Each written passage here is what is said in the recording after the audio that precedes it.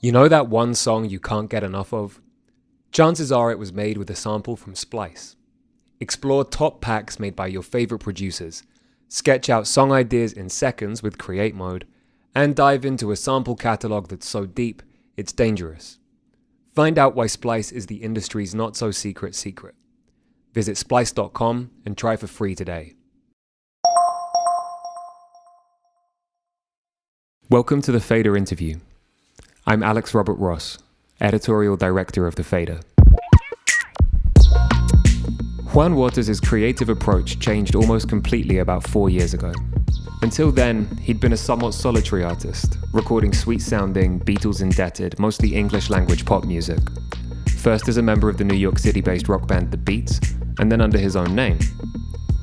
But in 2017, seeking fresh inspiration, he packed his studio equipment into suitcases, left his home in Queens, New York, and went on a journey around Latin America.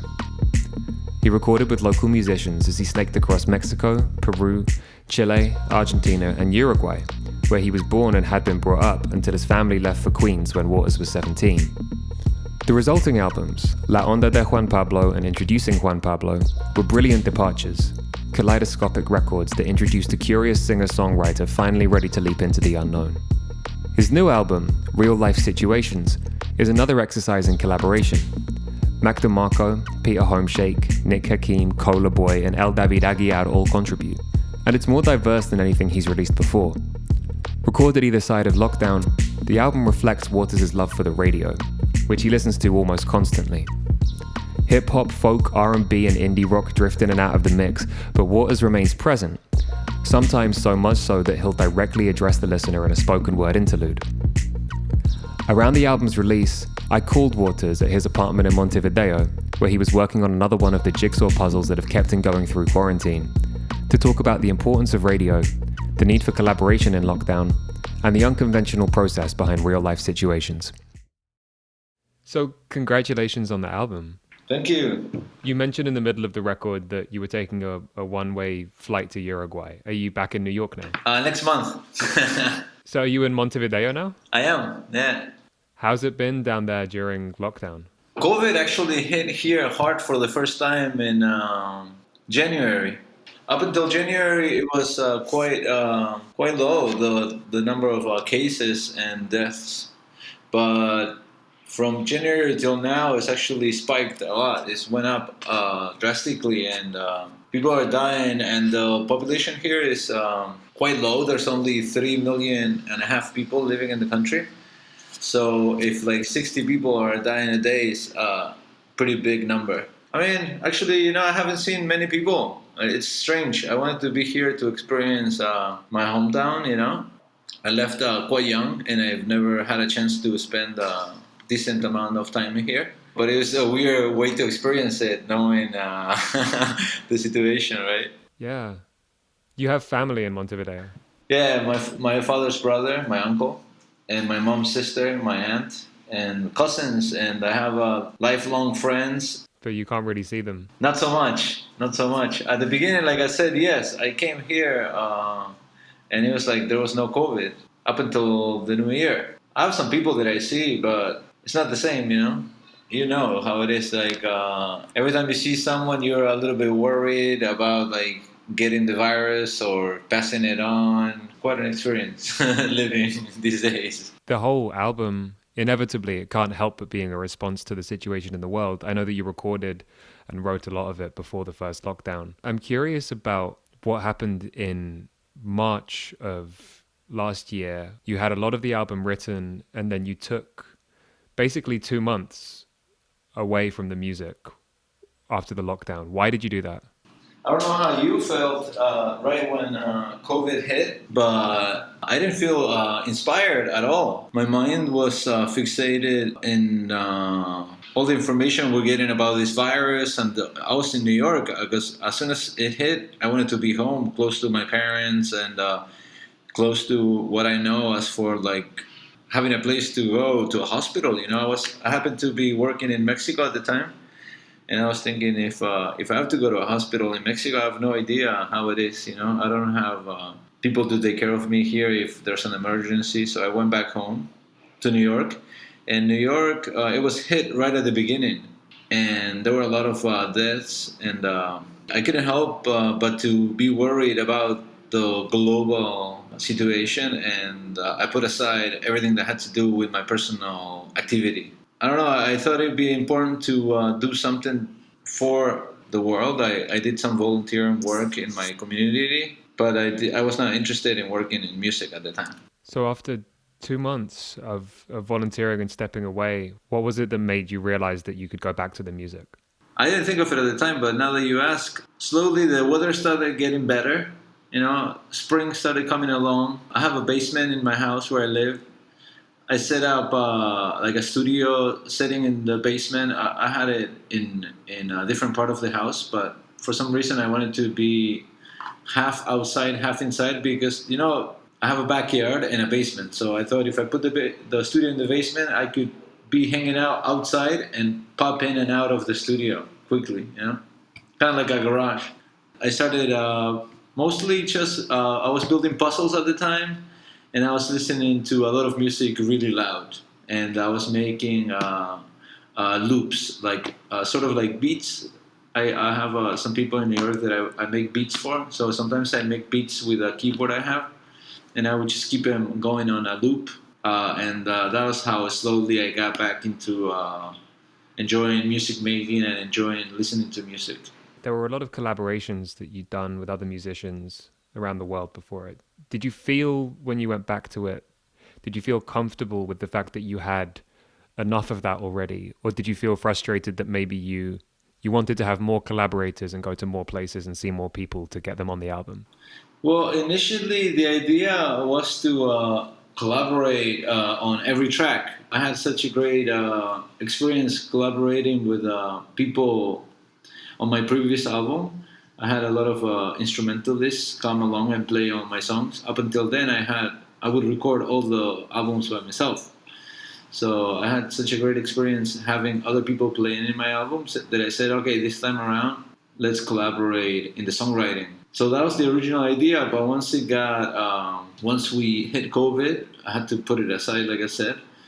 So then I started listening to the songs back, and slowly they started making sense together as a whole. But not at any moment I felt frustrated because, like I said, I was more frustrated with the moment we were living in. Not frustrated, but more concerned about life than my album. So then once I started listening to the songs together, and among other music I was making at the time, started making sense together, and I was able to compile a new album different from what I originally thought. But it makes sense because the world, we had a drastic change then, so that drastic change also affected all of our lives, and that way affected the outcome of this album. It's interesting to listen to now because there are those moments when you're collaborating with friends and bringing people into the experience, like with Mac and with Nick Hakim. And then there are moments like Locura, which it's a very lonely song.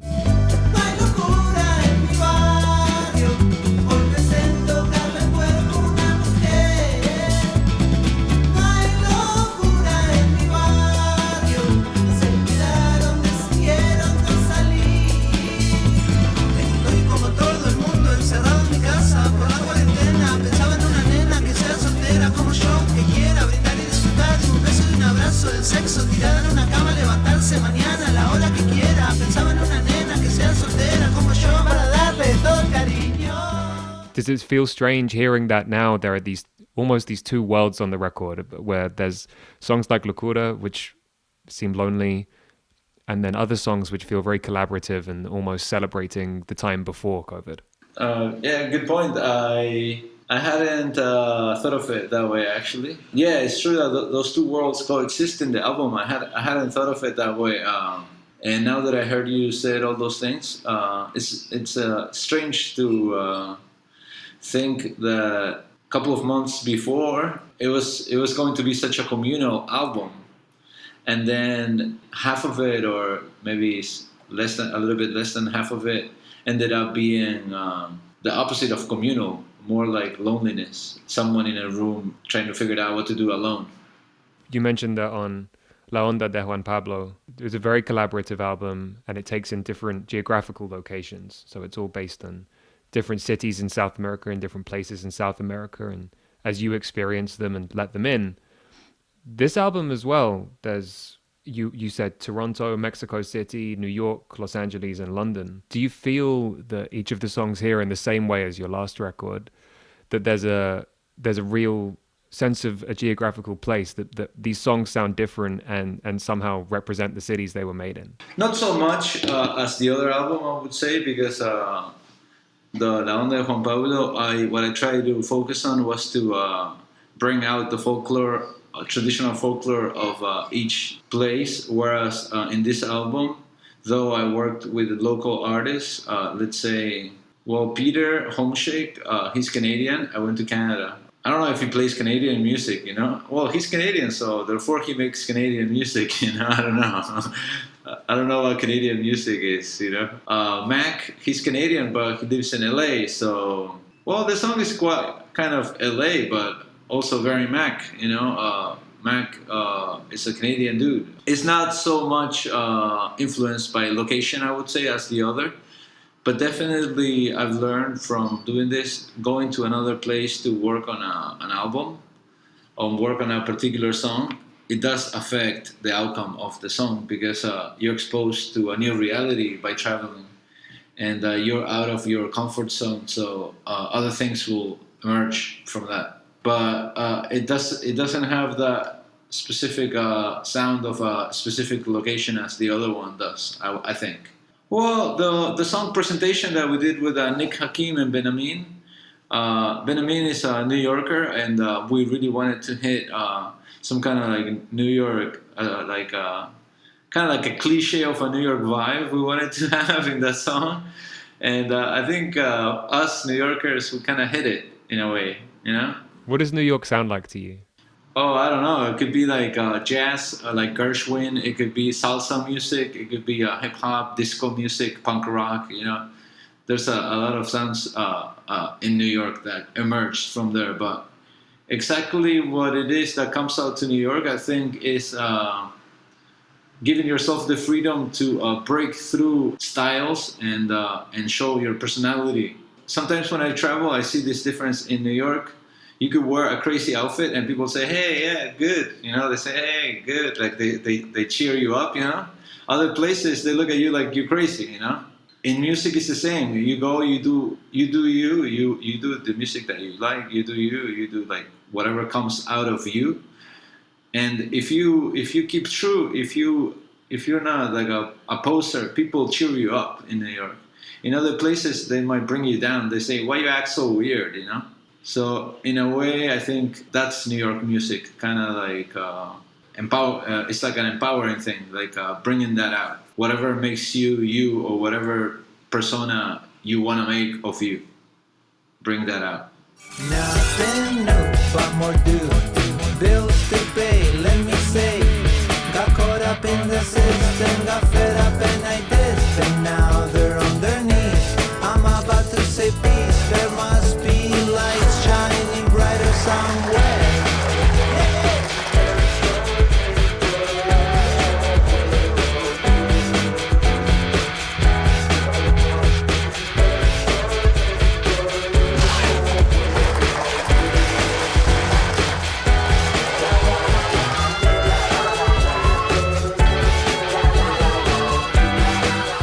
You've been in Queens for such a long time, and it's such a big part of who you are and the music that you've made. On Real with Mac, you sing about traveling as a reflex and wondering when you'll feel at home. Do you feel truly settled? Or is there this sense that like you're constantly still searching for home?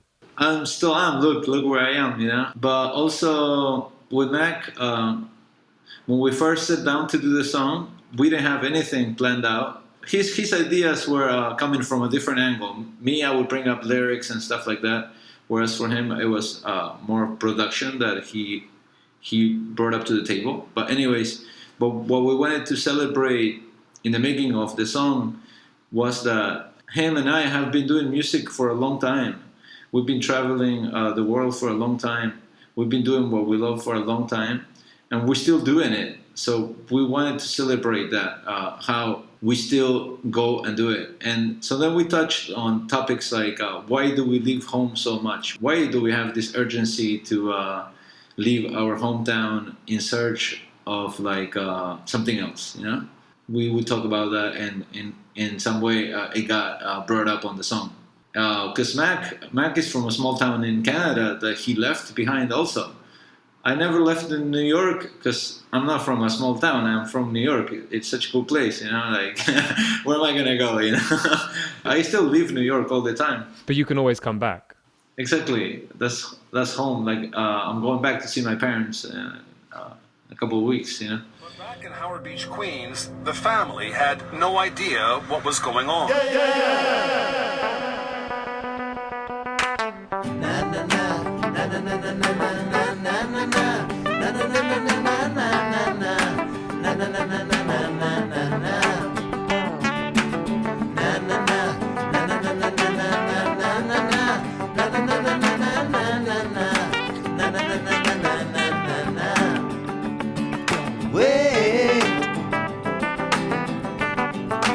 Took some time to see my way. There is sadness to this as well. At the end of the album, you talk about New York as a dream of a city, almost a place that doesn't exist. Like, it's just a place in your mind. Is that a sadness about things in New York that have maybe changed over in your lifetime, in your adulthood? Or is it just a sense that maybe the New York that you love and that a lot of people love maybe didn't ever exist? Well, New York is known to be the ever-changing place. You know, you have to love it for being that. It's gone through up and downs throughout history. I'm such a fan of the story of New York, the city of a dream. How they say, a dream of a city, in everyone a dream. I don't know. That's a poem I wrote. Well, mostly I think is. We were reflecting a lot with my New York friends at the time, you know, and us, you know, we're not to hate on people that have money, but sometimes when it comes down to it, everybody that had money left the city, you know, so you're only a New Yorker when it's convenient to you in some way, you know. So we're kind of like, come on, man, like why are you guys leaving to your like homes outside the city? When it gets hard here, you should stay and help each other out, you know. So we started commenting on that, and also how in New York it's a dream, but sometimes a dream could be a nightmare. So we're thinking about that, and I wrote that poem.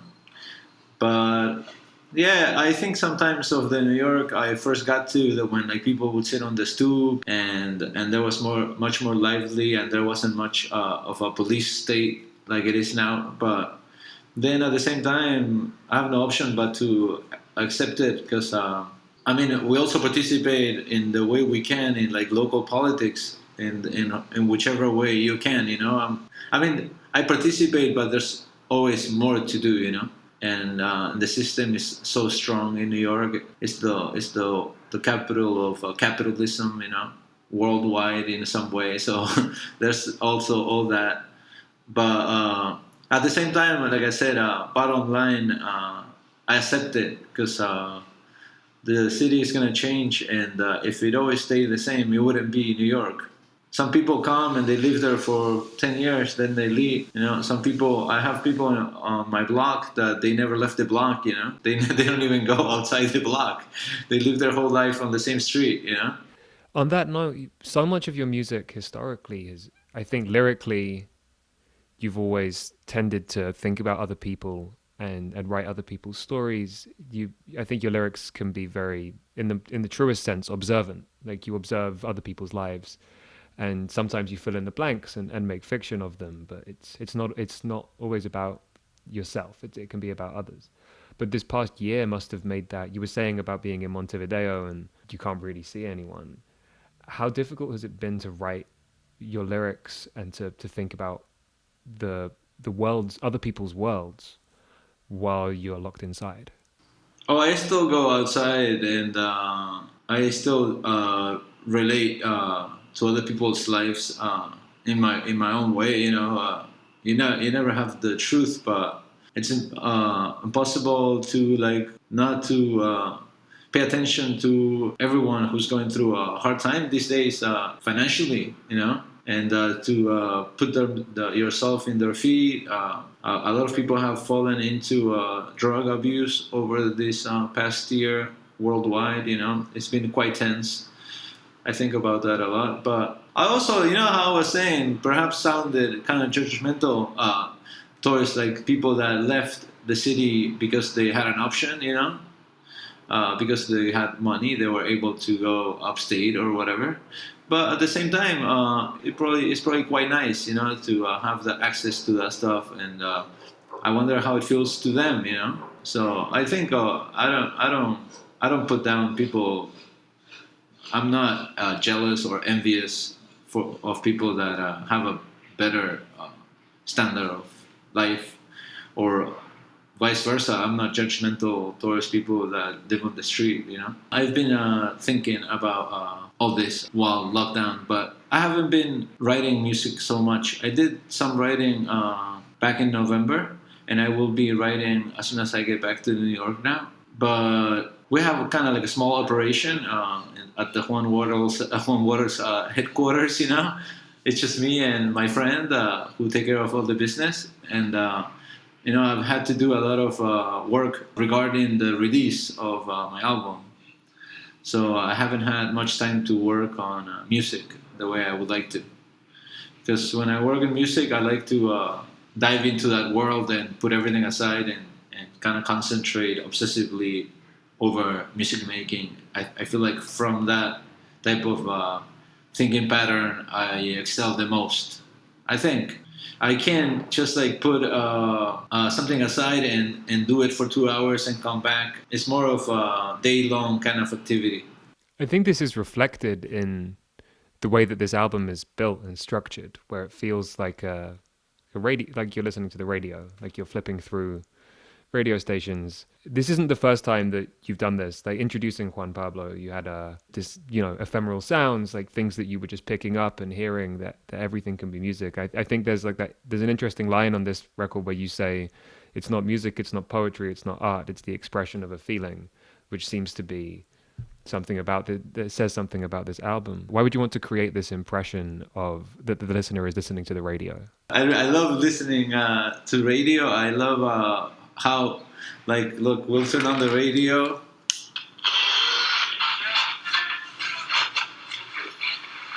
I mean, we can listen to. I mean, we have it's not the same as YouTube that you can choose what to listen to. Like, it's more of a feeling of letting go and like, okay, whatever is happening on the radio, I listen to it. And you learn to, I think I've learned to enjoy music genres. I've learned to listen to people with different opinions than mine. There's something about listening to radio I really like.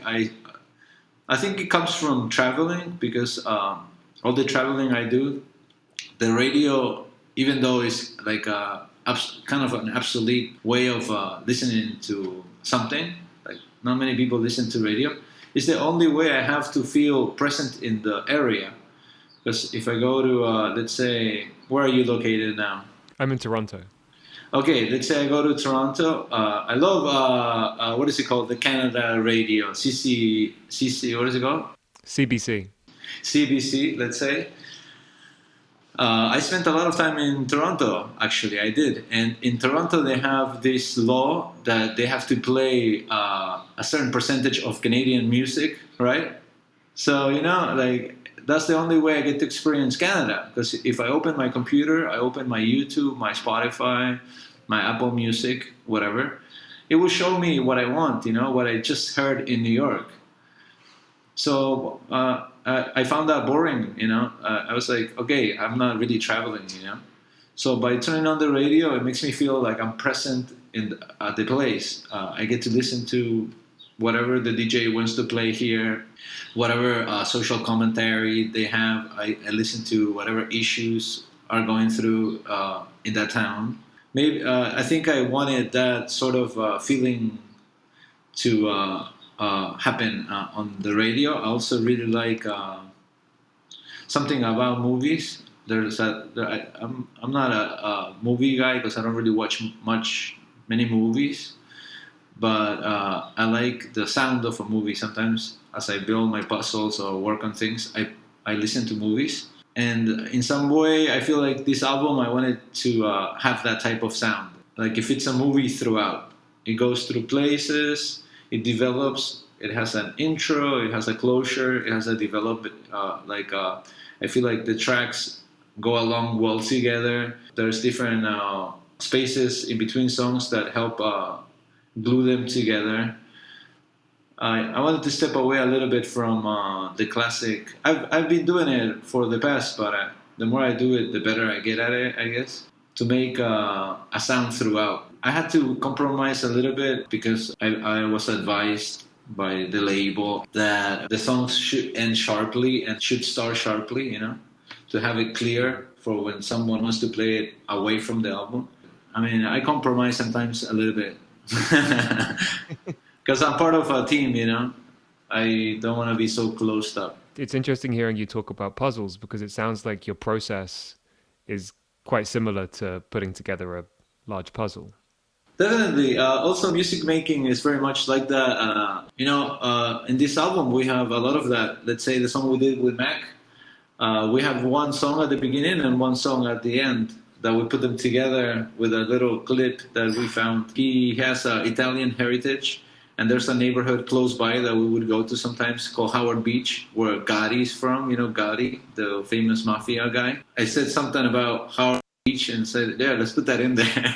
And then a second part starts, I came into music making through math, And math is also, you have different things that you're dealing with and you solve a problem.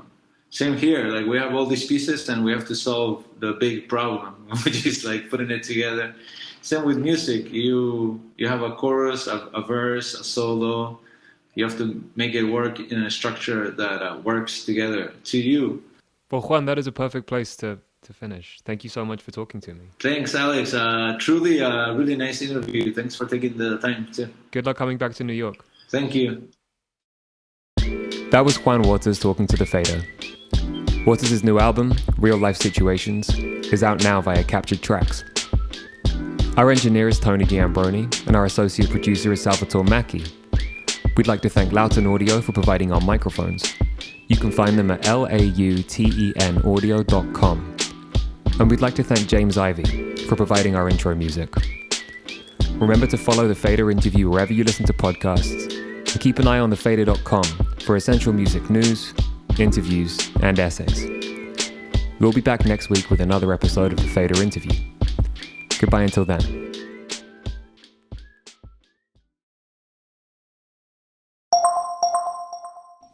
You know that one song you can't get enough of? Chances are it was made with a sample from Splice. Explore top packs made by your favorite producers, sketch out song ideas in seconds with Create Mode, and dive into a sample catalog that's so deep, it's dangerous. Find out why Splice is the industry's not-so-secret secret. Visit splice.com and try for free today.